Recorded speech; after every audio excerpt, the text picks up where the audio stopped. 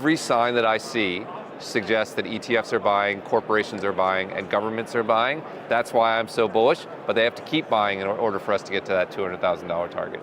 You said they keep on buying. At what scale are you talking about? Yeah, so last year ETFs bought 500,000 Bitcoin. Again, remember, the Bitcoin network only produced 165,000 Bitcoin. So it bought 3 times the total supply.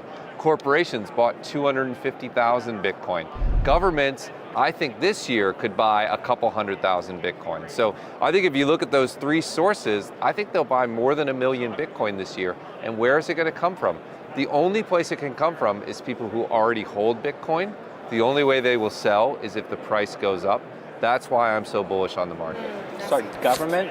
Which branch of the government? Look, the US already established a strategic Bitcoin reserve, right? It already holds $17 billion in Bitcoin.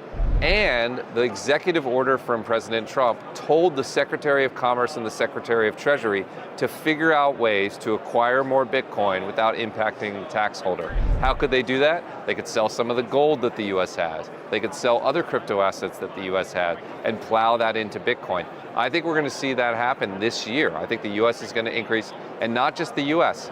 We found out that Abu Dhabi bought $500 million of Bitcoin. We've gotten calls from multiple other governments that are investigating Bitcoin. I think you're going to see 10, maybe more governments around the world make their first allocation to Bitcoin this year. It's happening. People aren't talking about it that much, but it's happening and it's a very big deal. I want to get your comment on the crypto stockpile.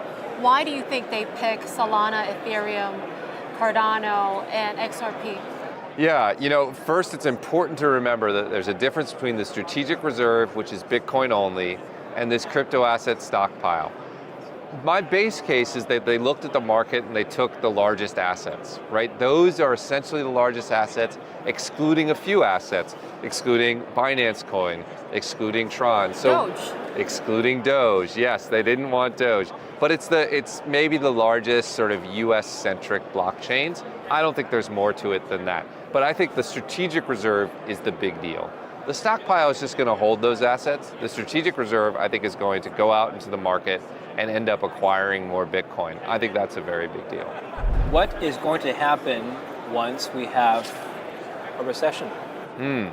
Recessions negatively impact all risk assets until the government decides to provide economic support. So Bitcoin is a risk asset? It is a risk asset in the short term. So if we look like we're driving into a recession and the government doesn't look like it's going to lower interest rates or provide quantitative easing or fiscal support,